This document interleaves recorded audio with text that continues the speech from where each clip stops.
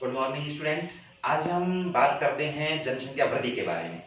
देखो, जनसंख्या वृद्धि के बारे में अपन बात करें तो किसी एक भौगोलिक क्षेत्र में किसी निश्चित समय अंतराल के दौरान जनसंख्या में होने वाला परिवर्तन जो है वो जनसंख्या वृद्धि कहलाती है। तो किसी एक भौगोलिक क्षेत्र में निश्चित समय अंतराल के दौरान जनसंख्या में होने वाला परिवर्तन जो है वो जनसंख्या वृद्धि कहलाती है।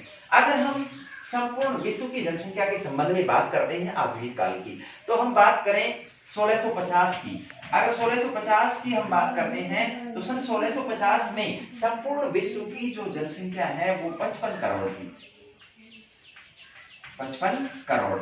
अगर हम संपूर्ण विश्व की जनसंख्या के आंकड़े पर 2013 पर नजर डालते हैं तो 714 करोड़, यानी 1650 में विश्व की जनसंख्या जो है वो कितनी थी? मात्र 55 करोड़ थी, जो 2013 के अंदर बढ़कर कितनी हुई? 714 करोड़। तो यानी विश्व की जनसंख्या में ये तेजी से परिवर्तन इतने कम समय में आया कि जनसंख्या जो है कई गुना जनसंख्या में ज्यादा वृद्धि हुई। 1650 में मात्र 55 करोड़, 2013 में 714 करोड़ विश्व की जनसंख्या पहुंची। ये आंकड़े हमें ये बताते हैं कि आधुनिक काल में जनसंख्या में तीव्र गति से वृद्धि हुई है। अब हम इस वृद्धि के कारणों के बारे में चर्चा करते हैं। देखो, जनसंख्या वृद्धि को प्रभावित करने वाले 3 घटक होते हैं: जन्म, मृत्यु और प्रवास। ये तीनों जो घटक हैं वो जनसंख्या वृद्धि को प्रभावित करते हैं। जन्म दर, मृत्यु दर और प्रवास, तीनों के कारण किसी क्षेत्र की जनसंख्या में तेजी के साथ परिवर्तन आता है। हम जनसंख्या वृद्धि के कारकों में अगर पहली बात करें तो सबसे पहला कारण है मृत्यु दर में गिरावट। जब जन्म दर सामान्य स्थिति में रहे और मृत्यु दर में कमी आएगी तो निश्चित रूप से उस क्षेत्र की जनसंख्या में वृद्धि होगी। तो पहला कारण यही है कि मृत्यु दर में गिरावट। दूसरे कारक की अगर हम बात करें, खाद्य पदार्थों की निश्चित आपूर्ति। जिन क्षेत्रों में अनाजों का उत्पादन है, खाद्य पदार्थों का उत्पादन पर्याप्त मात्रा में होगा, ऐसे क्षेत्रों में खान पान की किसी प्रकार की कोई समस्या उत्पन्न नहीं होगी, तो ऐसे क्षेत्रों में स्वाभाविक जो है जनसंख्या में वृद्धि होगी। तीसरे कारक की बात करते हैं औद्योगिक विकास।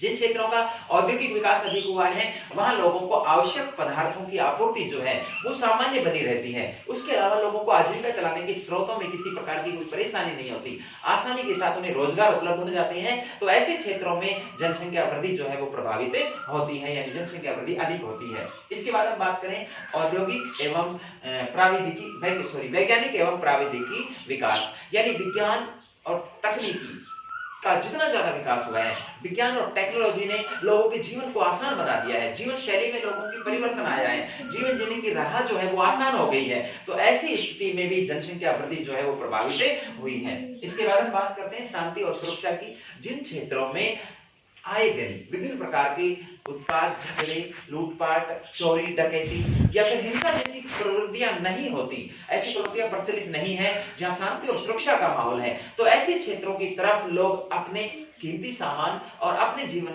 और अपने परिवार के साथ ऐसे स्थानों पर आसानी के साथ पहुंच जाते हैं। तो ऐसे स्थानों की संख्या जो है वो निरंतर बढ़ती रहती है। ऐसे स्थानों पर जनसंख्या वृद्धि जो है वो बढ़ जाती है, क्योंकि लोग सुरक्षित और शांतिपूर्ण तरीके से अपना जीवन व्यतीत करना ज्यादा उचित समझते हैं। तो ऐसे स्थानों पर जनसंख्या घनत्व जो अधिक देखने के लिए मिलता है। अगर अंतिम कारक की बात करें तो प्रवास की। अभी मैंने आपको 3 कारक बताए: जन्म दर, मृत्यु दर और प्रवास। तीसरा कारक प्रवास है। प्रवास का मतलब होता है लोगों का किसी एक स्थान से दूसरे स्थान पर आवागमन होना या जाकर बस जाना। प्रवास के कारण भी बहुत सारे क्षेत्रों में जनसंख्या में वृद्धि होती है। जैसे हम उत्तरी अमेरिका महाद्वीप की बात करें, उत्तरी अमेरिका महाद्वीप की अधिकांश जनसंख्या प्रवासी जनसंख्या है। यूरोप के बहुत सारे लोग बड़ी मात्रा में जाकर स्थानांतरित वहां से होकर और कहां जाकर बसे? उत्तरी अमेरिका महाद्वीप में बसे, और उत्तरी अमेरिका महाद्वीप की जनसंख्या में क्या हुई? वृद्धि हुई। तो यानी प्रवास भी एक महत्वपूर्ण कारक होता है किसी क्षेत्र की जनसंख्या में वृद्धि करने के लिए। आज की इस क्लास में सिर्फ इतना ही।